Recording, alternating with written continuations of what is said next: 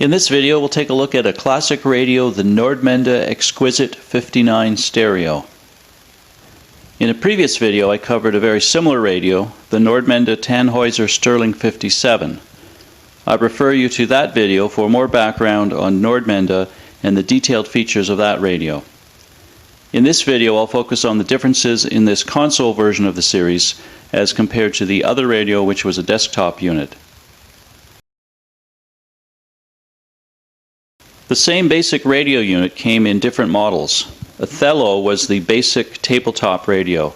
Tannhäuser was a higher-end tabletop radio. Isabella was a small console with turntable. Arabella was a higher-end console with turntable. And Exquisit was a console with turntable, tape deck, and television. This is the large Exquisit console and would have been the top-of-the-line unit. It originally included a radio, turntable, reel-to-reel tape recorder, and television. This unit was made in Germany for the German market. The 59 refers to being made for the 1959 model year. The features of the radio are very similar to the Sterling 57 model, offering reception of long-wave, AM broadcast band, shortwave, and FM. It has tone controls and a magic eye tube. The model name includes stereo. It has 2 audio amplifiers, 4 speakers, and can play stereo records. The radio, however, is mono and FM. I don't believe FM stereo existed yet in Germany in 1959, as commercial FM radio broadcasting was still only a few years old. The reel-to-reel tape deck supported recording from the radio, phonograph, or microphone. At the right would have originally been a television set, but it was removed at some point. The radio controls are very similar to the Tannhäuser 57 model, so I refer you to that video for more details. This, however, was a German model with all the controls labeled in German. The magic eye uses a different tube with a different indicator shape. Tone presets are changed slightly to offer a hi-fi expander mode, and oddly, the bass and treble controls were reversed from the 57 model. Band coverage is long wave from 100 to 350 kHz, medium wave, the AM broadcast band, from 550 to 1600 kHz, short wave from 6 to 18.5 MHz, and FM from 97 to 100 MHz. This reflected the German FM band, which covered a slightly smaller range than the North American 88 to 108 MHz. The FM dial lists stations by regions, for example, Norddeutscher Rundfunk or North Germany Radio, and city, for example, Berlin, Bremen, Zurich. The shortwave dial also lists a lot of stations by city and country. As well as frequency, the tuning dial also lists wavelength in meters. Under the radio is a small shelf for storage, large enough to hold some records. The turntable is accessed from the top. A lamp turns on when the cover is opened. The changer is made by Dual and can accept a stack of records, automatically playing them in sequence. The speeds offered are 16, 33, 45, and 78 RPM. Note the built-in cleaning pad and 45 RPM adapter. There's a button for stereo and a volume control. A reel-to-reel tape deck is located at the bottom in a pull-out drawer. It's Nordmende branded. It offers speeds of 9.5 and 19 centimeters per second, which correspond to 3 3/4 and 7.5 inches per second. The unit still includes the original microphone. On the back there are 3 removable panels that give access to the inside. The lower section has the speakers and tray for the tape deck. Underneath there are 4 speakers, 2 woofers for low frequencies and 2 tweeters for high. The panel on the left was for the TV set. You can see the cutouts for various controls and antenna. This piece protected the back of the picture tube. I removed it to make the unit less deep. I noticed that some of the text on the back translates as, "The export of the device is permissible only with our consent." The panel on the right covers the radio. It has connections for antenna and external speakers. There's a built-in FM dipole antenna as well as a wire antenna for AM. The interconnection of units uses some terminal blocks and is quite complex. I made careful notes before I took it apart to work on it. Inside you can see the radio with the main chassis and tone switches above. In front is the off-board audio amplifier and power supply to provide a second channel to support stereo. There are various wires running to the turntable and tape deck. The radio uses 9 tubes, an ECC85, ECH81, 2 of EF89, EABC80, ECC82, 2 EL84s, and an EM34. The off-board amplifier uses 4 more tubes and is basically the same amplifier circuit and power supply as the radio unit. This radio has an interesting story. In November of 2006, someone emailed me asking if I would be interested in the radio.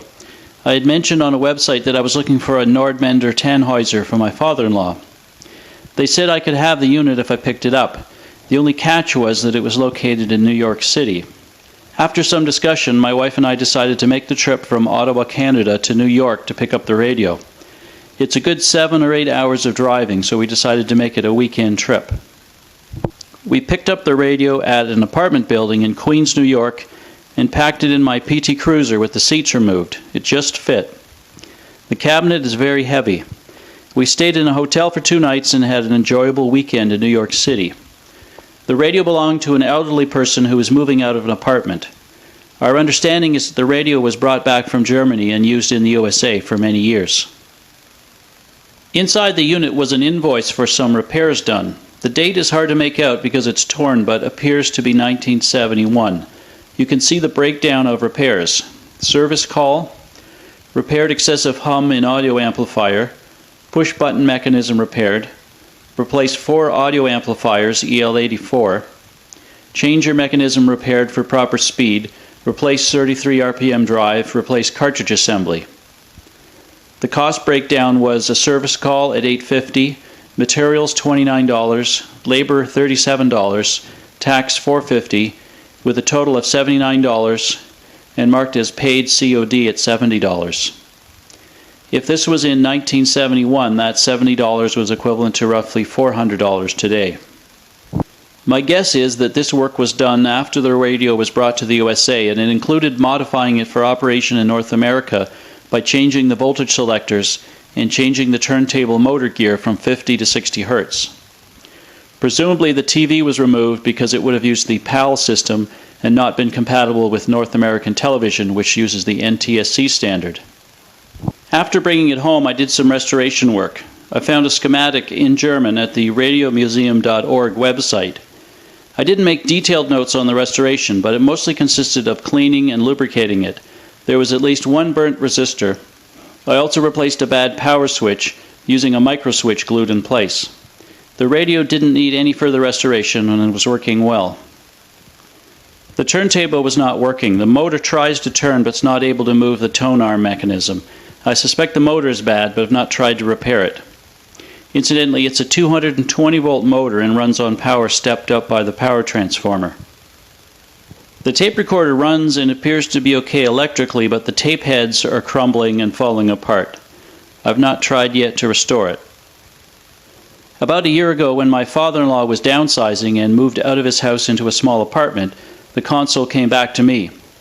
As there's not much interest or demands for console radios today, I decided to keep it. I may eventually get around to working on the turntable and tape deck.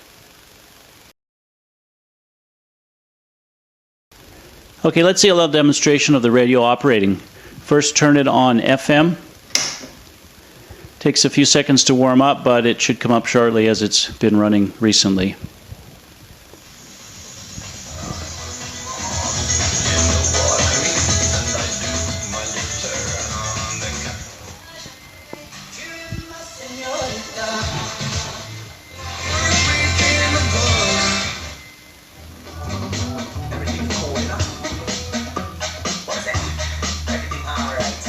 And now listen to AM.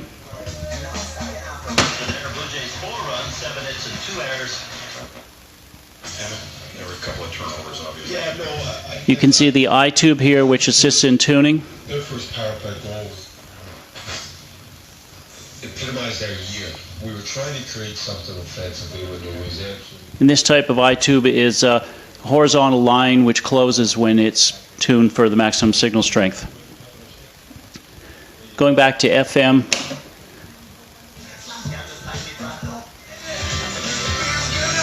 we can look at some of the tone controls, bass and treble.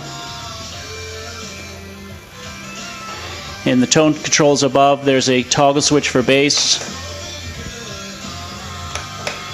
and then 3 preset tone settings for speech, solo, and jazz.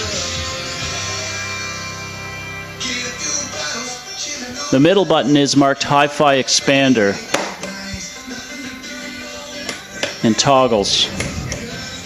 This basically increases the volume to the side speakers when it's enabled to make it sound wider and give more separation. You can see my other video for a more complete demonstration of the similar radio on all of the bands, including long wave and short wave. I hope you enjoyed this look at a classic German radio from the 1950s. Please check out my other videos on classic radio and test equipment.